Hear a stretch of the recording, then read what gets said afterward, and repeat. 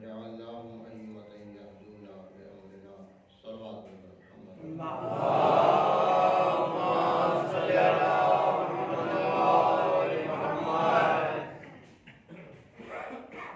खुदावंद आलम ने अंबिया को पहचानने के लिए कुछ रास्ते मुअय्यन किए हैं, जिसके ज़रिए से ये जाना जा सकता है कि ये अल्लाह के पैगंबर हैं, अल्लाह के नबी हैं।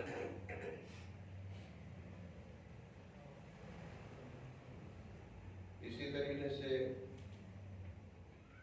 इमाम को भी पहचानने के लिए अल्लाह की जानिब से कुछ रास्ते मुअय्यन किए गए हैं, और वही रास्ते जो अंबिया को पहचानने के लिए हैं, बिल्कुल वही रास्ते अइम्मा को भी पहचानने के लिए हैं।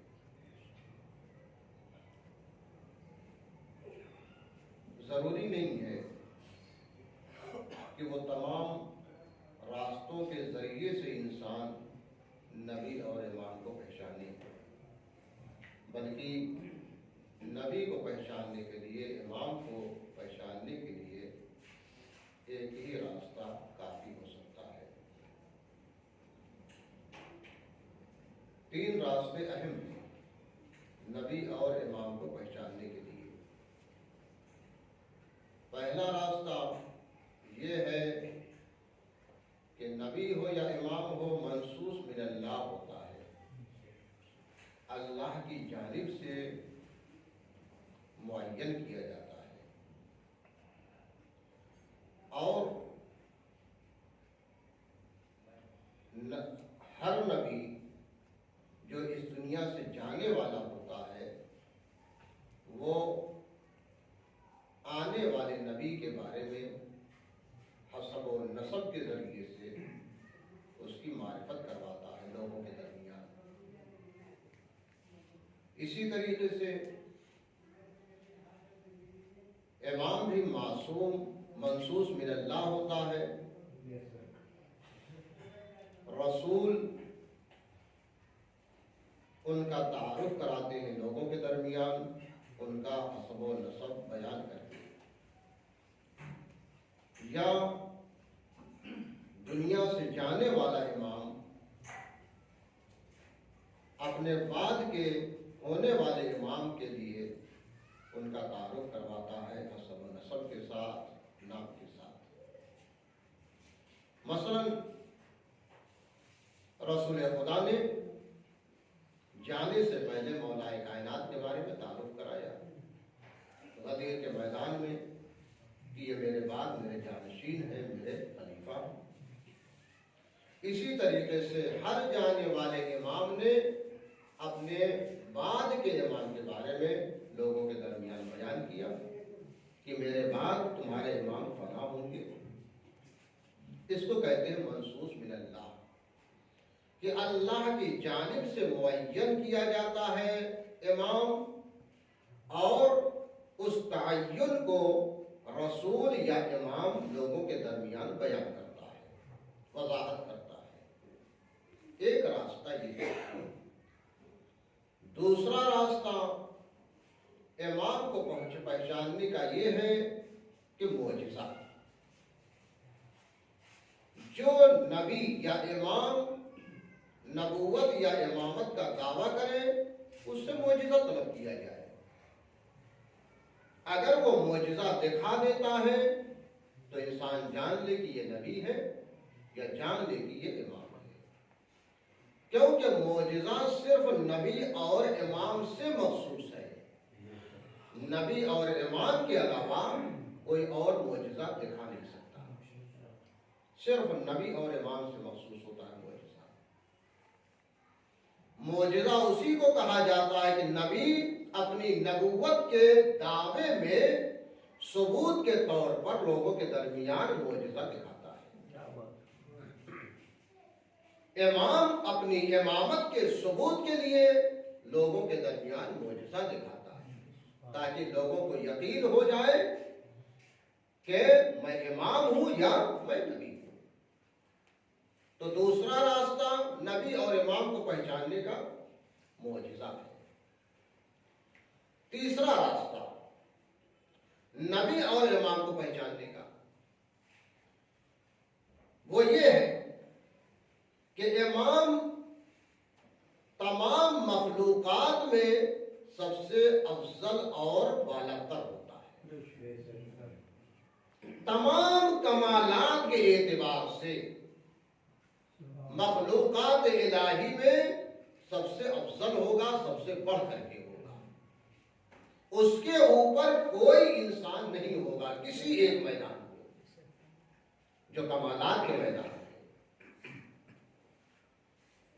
अब जब साबित हो जाए कि फला इंसान पूरी कायनात में सबसे आला और बरतर है, तो जान लिया जाएगा कि ये नबी है या इमाम है। तो ये तीन रास्ते हैं जो अहम रास्ते हैं।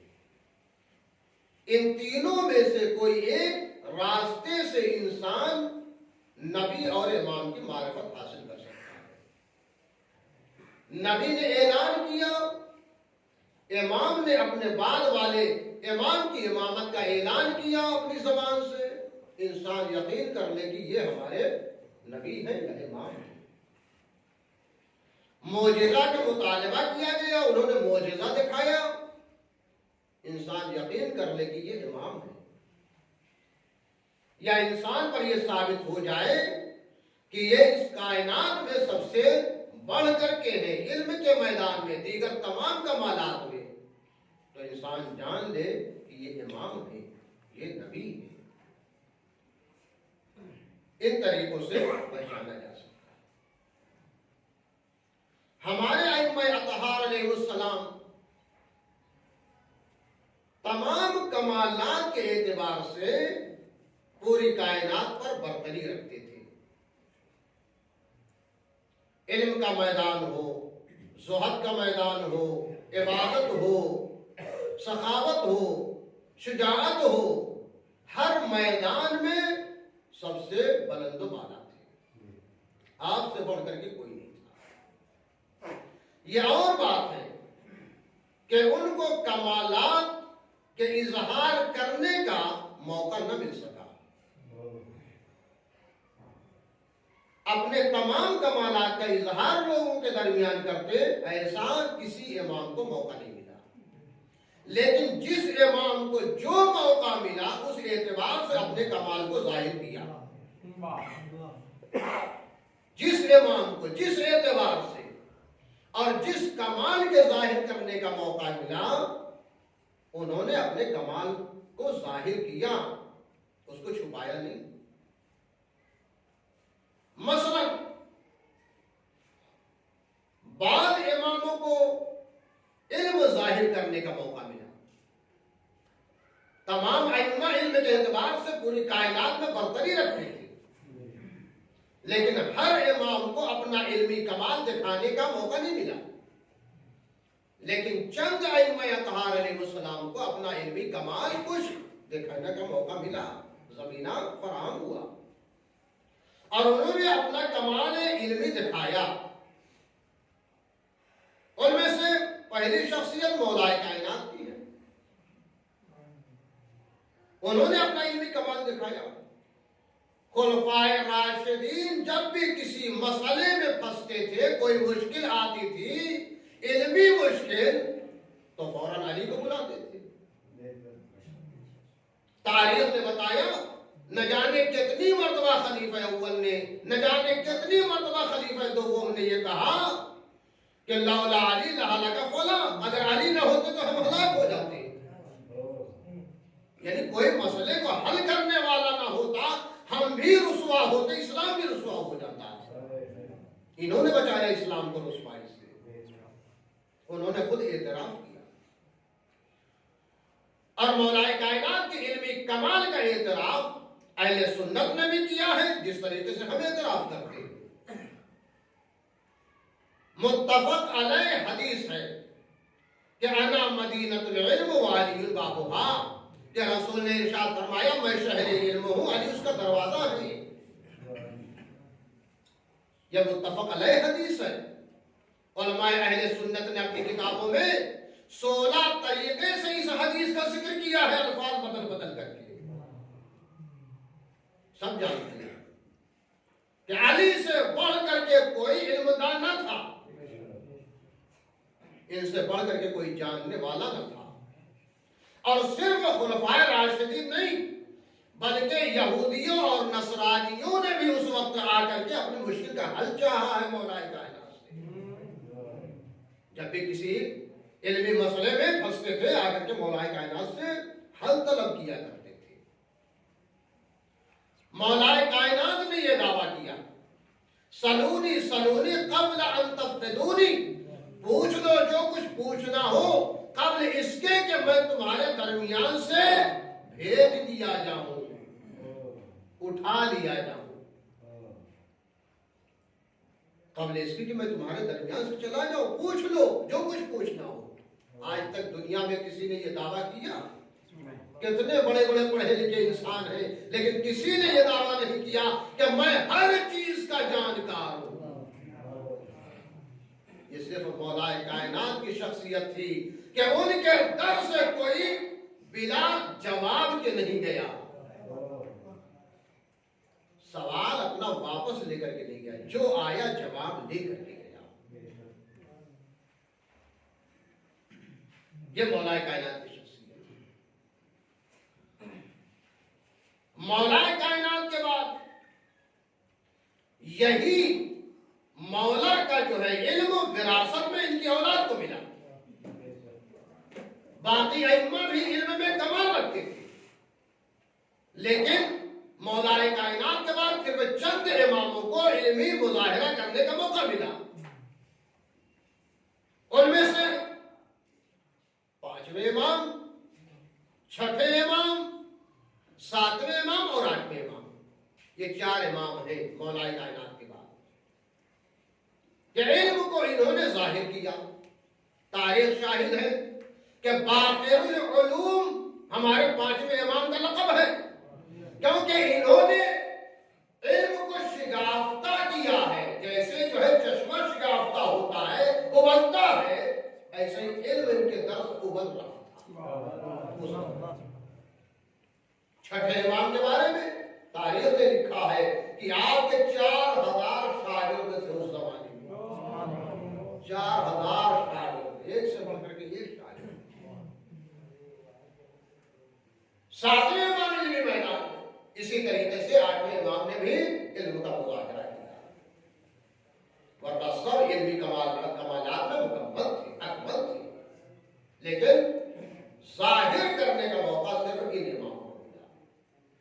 बाकी ने अपने अपने जमाने में हालात साजगार न होने की बुनियाद पर सबूत अख्तियार किया। इसी तरीके से हमारे तमाम अइम्मा अलैहिस्सलाम आबुदुन्नास थे। तमाम इंसानों से ज्यादा इबादत गुजार थे, इनसे बढ़ करके आबिद कोई नहीं था। लेकिन इबादत का मुजाहिरा करने का मौका सिर्फ चंद ही इमाम को मिला। चंद ही इमाम ने अपनी इबादत का मुजाहिरा किया।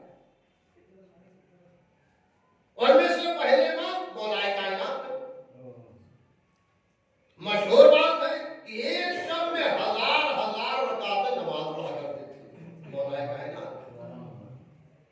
इबादत के लिए खड़े होते थे तो ऐसा लगता था कि दरख्त का तना खड़ा हुआ है, बिल्कुल हरकत नहीं हो रही। सजदे में जाते थे तो इतनी देर तक कि जिनमें कोई हरकत ना हो, देखने वाला समझता था कि अली दुनिया से गुजर गए। ये इबादत का था। तारीफ शायद, वाकया शायद। आने वाली ने आकर के तेरे सैयदा ने कहा, रो रो करके कहा, अरे कुछ खबर है बिन्ते रसूल? क्या बात? कहा अली दुनिया से चले गए। कहाँ देखा? कहा फला बाग में मैंने देखा कि जमीन पर पड़े हुए हैं, ऐसे पड़े हुए जैसे खाली कपड़ा पड़ा हुआ है। कहा अगर अली की यही मौत है तो अली रोजाना ऐसे मरते हैं।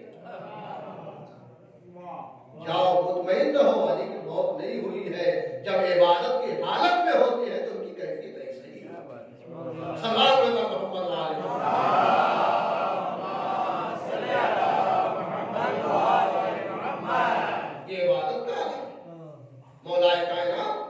इबादत गुजार थे, आबुदुन नास थे। इसके बाद हमारे चौथे और इमाम हुसैन अलैहिस्सलाम, आबुदुन नास थे, बहुत ज्यादा इबादत करते थे इमाम हुसैन अलैहिस्सलाम। ज़ियारत में पढ़ते हैं अस्सलामु अलैका या अबा अब्दिल्लाह, इख्तिलाफ बहुत पाया जाता है। अबा अब्दिल्लाह यानी अबू अब्दिल्लाह, ये क्या कुन्नियत है। जब किसी के यहाँ लड़का पैदा होता है, नाम रखा जाता है अरब में, तो उस लड़के के नाम से उसके बाप को बुलाया जाता है, उसी को कहते हैं कुन्नियत। इमाम हुसैन की औलाद में अब्दुल्ला नाम का कोई बेटा नहीं था, तो फिर कुन्नियत क्यों पड़ी अब्दुल्ला? अली अकबर है, अली औसत है, अली असगर है और अली औसत है, क्योंकि खुद मौला ने इरशाद फरमाया, खुद मौला इमाम हुसैन ने इरशाद फरमाया कि अल्लाह अगर मुझे 100 बेटे देता तो मैं 100 का भी नाम अली रखता। तो ये अब्दुल्ला कहां से आया? अबू अब्दुल्ला क्यों कहा जाता है? इस नाम से इमाम हुसैन को क्यों पुकारा जाता है? अब्दुल्ला इसलिए कहा जाता है क्योंकि इतनी ज्यादा इबादत इमाम हुसैन करते थे कि गोया ये नाम पड़ गया इमाम हुसैन का अब्दुल्ला।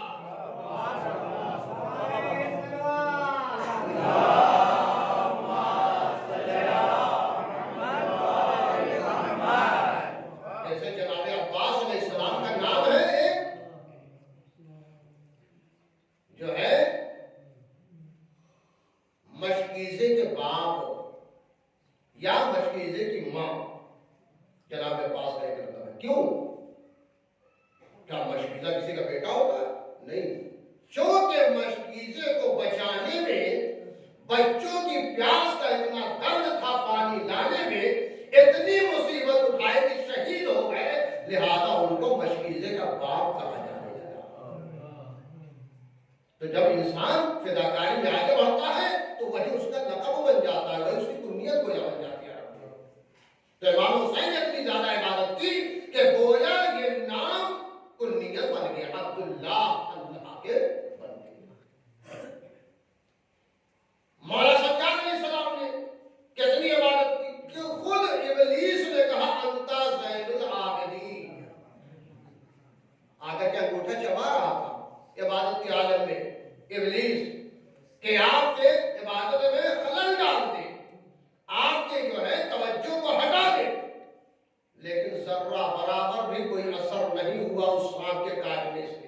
सांप बन करके आया था, चबा रहा था। जब देखा इबादत पर कोई असर नहीं पड़ रहा है तो हार मान करके ये कहता हुआ गया कि यकीनन तुम ही ज़ैनुल आबिदीन हो, तुम ही ज़ैनुल आबिदीन। इतनी इबादत करते थे मौला सज्जाद अलैहिस्सलाम। और उसके बाद 8वें इमाम, आप भी बहुत ज्यादा इबादत किया करते थे, आबुदुन नास सब थी, लेकिन मौका और इजहार चंद इमाम से। 8वें इमाम के बाद का हाल है, देवबंद जो शायर थे, एक मरतबा आए आपके बारगाह में, उन्होंने चंद अशआर इमाम की खिदमत में पढ़े, फज़ाइल व मसाइल के अशआर पढ़े 8वें इमाम की खिदमत में।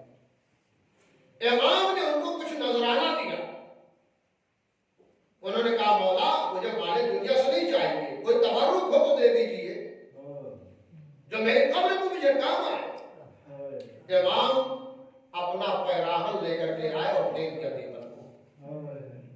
पैराहन देने के बाद फरमाया इमाम ने, देवबंद इस पैराहन को कोई मामूली पैराहन न समझे, ये वो पैराहन है जिसको मैंने पहन करके 1000 रातों में से हर रात में 1000 रकात नमाज पढ़ी है। 1000 रातों की हर रात में मैंने 1000 रकात इस पैराहन को पहन करके नमाज पढ़ी। ये कोई मामूली पैराहन नहीं। उसके बाद इमाम ने और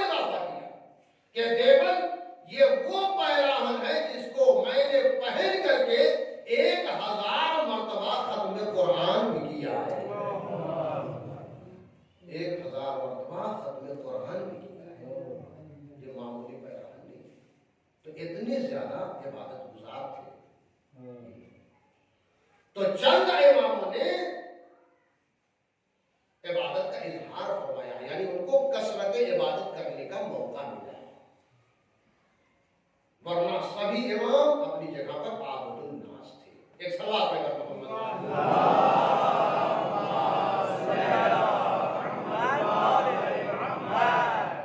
इसी तरीके से हमारे तमाम इमाम शुजा और बहादुर थे, लेकिन शुजाअत और बहादुरी दिखाने का मौका सिर्फ दो इमाम को मिला। एक इमाम को ज्यादा, एक इमाम को कुछ कम। सिर्फ दो इमामों को शुजाअत दिखाने का मौका मिला। एक सभी को मालूम है, मौलाए कायनात, आपने शुजाअत दिखाई अपने जमाने में। आपकी शुजाअत का लिया कि खुद अपनी जबान से मौला इरशाद फरमाते हैं कि इन्नल मलूक, के जो बादशाह होते हैं वो शिकार किसका करते हैं? लोमड़ी का, खरगोश का शिकार करते हैं। लेकिन मैं जब घोड़े पर सवार होता हूं तो बड़े बड़े बहादुरों का शिकार करता हूं। ये अपने शेर में मौला इरशाद फरमाते हैं। नहजुल बलागा में इमाम अलैहिस्सलाम इरशाद फरमाते हैं कि अगर पूरे अरब के बहादुर मिल करके एक दूसरे की मदद करके मुझसे जंग करने चले आए, तब भी अली जंग करने के लिए पीछे नहीं हटेगा, पीछे नहीं हटेगा। यानी ये शुजाअत में रवायत है। एक दूसरी रवायत में, बिहार बनवा की रिवायत, उसमें इमाम इरशाद फरमाते हैं जब कुफार का सामना आपने किया, उस वक्त ये जुमला इरशाद फरमाया कि सुनो, अल्लाह ने मुझको इतनी ज्यादा ताकत इनायत फरमाई है कि अगर अपनी ताकत को दुनिया के कमजोरों पर तकसीम कर दूं तो ये सारे कमजोर ताकतवर बन जाए।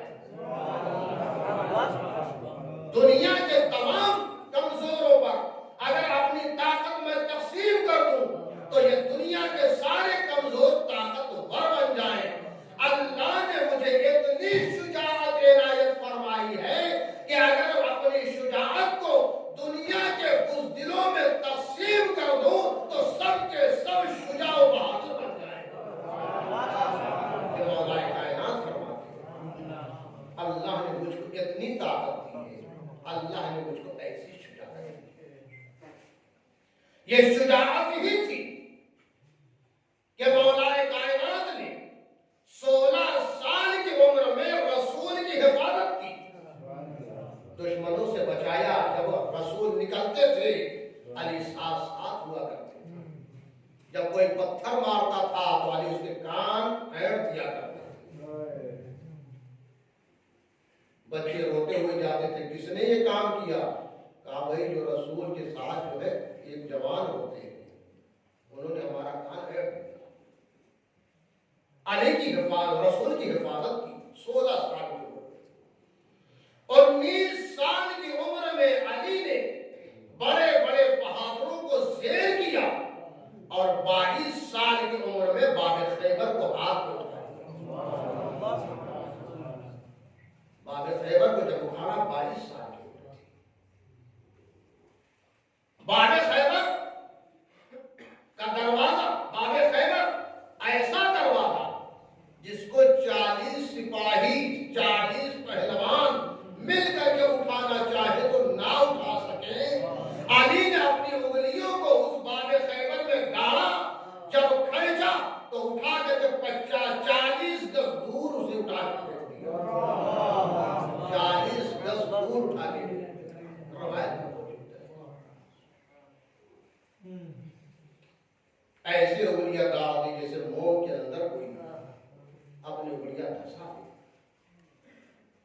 और जब खींचा है बाबे खैबर को तो एक जलजला तारी हुआ किले खैबर पर। हई इब्न अहतब की बेटी जिसका नाम था सफिया, ये किले खैबर के अंदर थी। इसको असीर करके रसूल की खिदमत में लाया गया। रसूल ने देखा इसका चेहरा जख्मी है, पूछा तेरा चेहरा जख्मी कैसे हो गया? तो सफिया ने बयान किया कि जब अली ने बाबे खैबर को उखाड़ा है तो किले में ऐसा लर्जा पैदा हुआ कि जो छत पर बैठा था वो जमीन पर गिर गया, मैं तख्त के ऊपर बैठी थी जमीन पर गिर गई, इसलिए मेरा चेहरा जख्मी हो गया। रसूल ने फरमाया कि सिर्फ किले खैबर ही नहीं लर्जा बरअंदाज हुआ, बल्कि अली के गजब की वजह से जमीन व आसमान और अर्श इलाही भी कांप रहा था। अली उस वक्त इतने गजब में थे कि सब कांप रहे थे। और उसके बाद जब अली ने बाब खैबर को उखाड़ लिया, 40 मर्द आगे बढ़े कि उठा ले, पहलवान आगे बढ़े कि उठा ले, नहीं उठा पाए। लेकिन अली ने क्या किया? लश्कर इस्लाम खंदक के उस पार था, किले खैबर को फतह करने के लिए इस पार आना था, लेकिन इतना चौड़ा था वो खंदक कि कोई अबूर नहीं कर पा रहा था। अली ने क्या किया? बाब खैबर को उठाया और खंदक के ऊपर पुल बनाने की कोशिश की।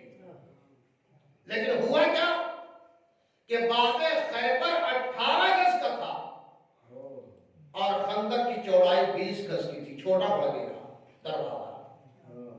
अली ने क्या किया कि बाब खैबर लेकर के अली खंदक में उतर गए, अपने हाथों पर बाब खैबर को उठा लिया और पुल बना दिया। उधर का लश्कर इधर आ गया। कितने लश्कर की तादाद थी? 8700 लोग इधर से उधर आ गए। 8700 लश्कर इस्लाम की तादाद थी, उधर से इधर आ गए। हजरत उमर ने कहा, अली बड़ा वजनदार कहां होगा बाब खैबर? का एक रूसिया ऐसे ही था जैसे मेरे हाथ में मेरी सिपर होती है। सल्लल्लाहु अलैहि मोहम्मद वाले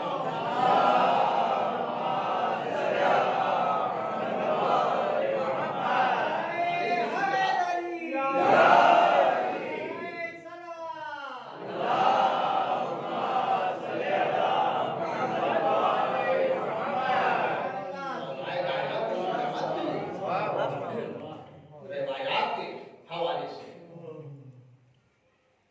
मरहब कितना बड़ा पहलवान,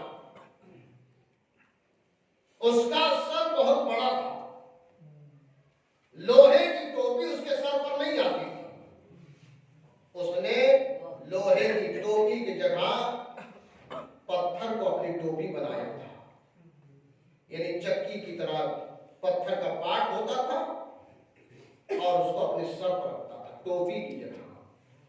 कितना पहलवान इंसान था। लेकिन मरहब जब मुकाबले में आया और अली ने हमला किया, पहलवान वो होता है जो वर्जिश करके अपना बदन बनाता है।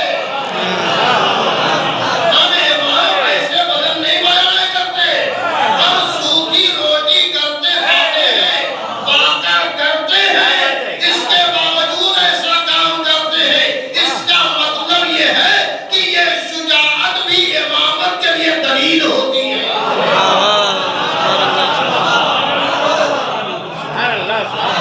इनकी शुजाअत के जरिए से इमामत को पहचान सकता है। जैसे पहलवान जो अपनी ग़िज़ाएं खाते हैं, गोश्त और जो है दीगर चीजें खाते हैं। रिवायत में लिखा जब अली ने बाब खैबर को उठाया था तो तीसरा दिन था फातिह का, इसके बावजूद ये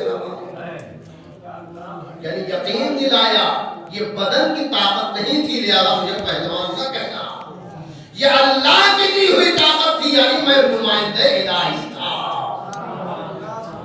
इसके जरिए से इमामत को ये मौला कायनात की शुजाअत है। हर इमाम शुजा था, लेकिन शुजाअत दिखाने का मौका सिर्फ दो इमाम को मिला, एक मौला कायनात, दूसरे इमाम हुसैन। लेकिन मुख्तसर वक्त में, एक दिन के चंद घंटों के वक्त में आपने शुजाअत का मुजाहरा फरमाया, और वो शुजाअत का जो मुजाहरा इमाम हुसैन ने करबला के मैदान में फरमाया, ऐसी मशहूर हो गई आपकी शुजाअत कि लोग शुजाअत अली को भूल गए थे। शुजाअत तारीख ने लिखा है कि लोग शुजाअत मौलाए कायनात को भूल गए थे। ऐसी शुजाअत करबला के मैदान में इमाम हुसैन ने दिखाई थी। ऐसा नहीं था कि मौलाए कायनात से ज्यादा शुजा थे इमाम हुसैन, इसलिए ज्यादा मशहूर हुए कि जिन हालात में शुजाअत का मुजाहिरा किया था, उन हालात ने ज्यादा मशहूर कर दिया। क्योंकि जिसके यहाँ गम घर मातम का दावा ना हो, सदमे में डूबा हुआ हो, ऐसा इंसान शुजाअत नहीं दिखा पाता। लेकिन इमाम हुसैन बेटे शहीद हो चुके हैं, भाई शहीद हो चुके हैं, सदमे में डूबे हुए हैं, इसके बावजूद इतनी शुजाअत दिखाई, इसलिए शुजाअत हुसैनी मशहूर हो गए। एक पहलवान आया करबला के मैदान में इमाम हुसैन के सामने, कहता हुसैन कब तक लाओगे, बेटे शहीद हो गए, बालू बराबर का भाई भी चला गया, इतनी मुसीबतों में डूबे हुए हो, फिर भी शुजाअत दिखा रहे हो, कब तक लड़ोगे। इमाम हुसैन ने कहा, ऐ शख्स, मैं कहां लड़ने आया हूं, लड़ने तो तुम आए हो, लड़ने तुम आए। आज सामने देखता हूं तो कितना बहादुर है। जैसे ही सामने आया, इमाम ने ऐसा वार किया कि 25 गज दूर जाकर के उसका सर गिरा, उसका सर 25 गज दूर जाकर, 50 गज दूर जाकर के गिरा है। ये शुजाअत इमाम हुसैन। यजीद इब्न अत्तही, ये जब इमाम हुसैन के मुकाबिल में आया तो यजीदी ये समझे कि हुसैन का काम तमाम, इतना बड़ा बहादुर आया है मुकाबिल में, अब हुसैन नहीं बचेंगे, अब हमारी जहमत खत्म हो जाएगी, हमें फुर्सत मिल जाएगी, हुसैन का काम तमाम हो जाएगा। लेकिन जब सामने आया, मुकाबिल में आया इमाम हुसैन के, कमर पर ऐसी तलवार मारी कि 2 हिस्सों में तकसीम हो गया, लाशों के अंबार लगा दिए। 10,000 सिपाही यजीदी को कत्ल किया था इमाम हुसैन, 10,000। शिमर देख करके परेशान हो गया, दौड़ता हुआ उमर साद के पास आया। उमर साद, अगर हुसैन से एक एक करके लोग जंग करेंगे तो कोई नहीं बचेगा, सब मारे जाएंगे। मेरा मशवरा यह है कि अपने लश्कर को बिखेर दे, मुतफर्रिक कर दे, और उसके बाद हुसैन को घेर करके हमला किया जाए। हाँ दादा, इमाम हुसैन को घेर करके हमला किया, एक बागी अब हमला हो जाएगा। सिर्फ 4,000 तीरंदाज सामने, हुसैन का सीना तना, तीर चल रहा है, सारे तीर हुसैन के सीने पर, हुसैन के बदन तीर लगता है, निकाल करके हुसैन फेंक। हाँ दादा भाई, तीर शोभा आया, इमाम के सीने के नीचे लगा, पुष्ट की जानिब निकल गया। इमाम सामने से निकालना चाहते लेकिन नहीं निकलता, पुष्ट की जानिब हाथ बढ़ा करके जो तीर निकाला तो ऐसे खून बहा जैसे बारिश का पानी परनाले से गिरता। इमाम की नकाहत बढ़ी, पुष्ट फरस में झूमते हुए एक मरतबा ज़मीन करबला पर तशरीफ लाए। शिमरा आगे बढ़ा, खुद खंजर चलाया, हुसैन को शहीद कर दिया। यजीदियों ने अपने लाशों को दफन कर दिए, लेकिन हुसैन और हुसैन के साथियों की जनाजे को यूं ही पड़ा रहने दिया। कोई दफन करने वाला नहीं था, कोई कब्र बनाने वाला नहीं था, कोई कफन देने वाला नहीं था।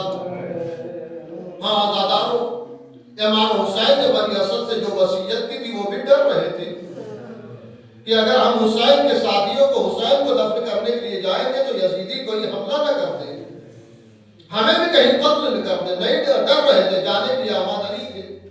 औरतों ने गैरत दिलाई, तुमने तो हुसैन की मदद तो की नहीं, अब उनके जनाजे को भी दफन करने के लिए नहीं जा रहे। अगर तुम नहीं जा रहे तो हम जाएंगे। उन्होंने कुदार उठाई, औजार उठाए, कब्र खोदने के और चलने के लिए आमादा हुई औरतें। जब चलने के लिए आमादा हुए, मर्दों को गैरत आई, कहा रुको, तुम घर में बैठो, हम खुद जाएंगे, रसूल के बेटे की हम कब्र बनाएंगे, उनको दफन करेंगे। हाँ, वादारों बनी असद आए, लेकिन हैरान परेशान है बनी असद। क्यों हैरान है? किसी शहीद को पहचान नहीं पा रहे, उन शहीदों में हुसैन का जनाजा कहाँ नहीं जान पा रहे। क्यों? इसलिए किसी शहीद के जिस्म पर सर नहीं था। सर ही से जिस्म पहचाना जाता है, इंसान पहचाना जाता है। सर के सर काट करके यजीदी अपने साथ लेके चले गए थे। इसी हैरानों परेशानी के आलम में थे कि एक मर्तबा सामने से एक सवार आता हुआ दिखाई दिया। ये डर करके भागना चाह रहे थे। सवार ने हाथ बताया, कहा नहीं, रुको रुको, मैं तुम्हारा दोस्त हूँ, तुम्हारा दुश्मन नहीं हूँ। आने वाला सवार आया, बनी असद से पूछा, तुम किस लिए आए हो यहाँ पर? कहा, हम फर्जंदे रसूल को दफन करने के लिए आए हैं, उनके साथियों को दफन करने के लिए आए हैं, लेकिन हमें मालूम नहीं होता कि कौन किसका जनाजा कहाँ है, हुसैन का जनाजा किधर है, हम नहीं पहचान पा रहे हैं। आने वाले सवार ने कहा, मुझे मालूम है, चलो मेरे साथ चलो। जवान एक तरह एक जो है नशे में लेकर के गया और कहा, ये हुसैन का जनाजा है।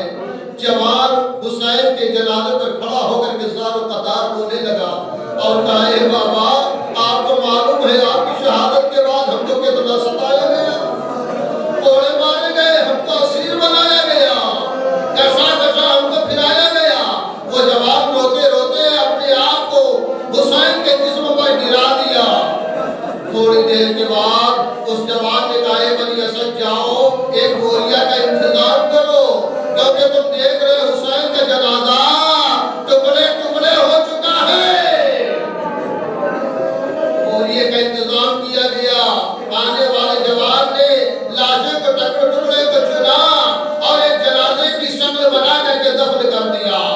और मिट्टी डालने के बाद उस जवान ने कब्र पर अपनी उंगली से लिखा, हादा कब्र हुसैन इब्न अली अल्लज़ी क़तलूहु अतशाना।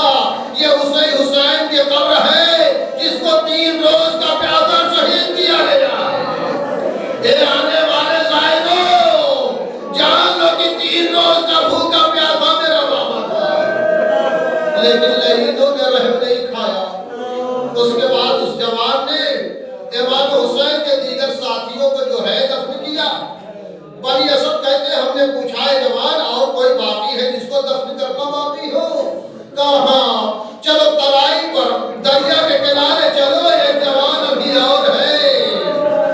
हाँ, दादा जनाब अब्बास के पास आए, जनाब अब्बास के जनाजे को भी दफन किया गया। उसके बाद वो जवान घोड़े पर सवार हुआ और जाने लगा। बनी असद ने कहा, ए आने वाले जवान, ए हमारी मदद करने वाले जवान, तुमको इन्हीं शहीदों का वास्ता, कम से कम अपना तारुफ तो करा दो। आखिर तुम कौन हो? तुमने आकर के हमारी मदद की है। कहा, तुमने नहीं पहचाना, मैं हुसैन का बेटा सैयद सज्जाद हूँ। हमारी माँ बहनों को कूफे के जिंदान में असीर किया गया है। मैं जिंदाने कूफा से तुम्हारी मदद के लिए आया।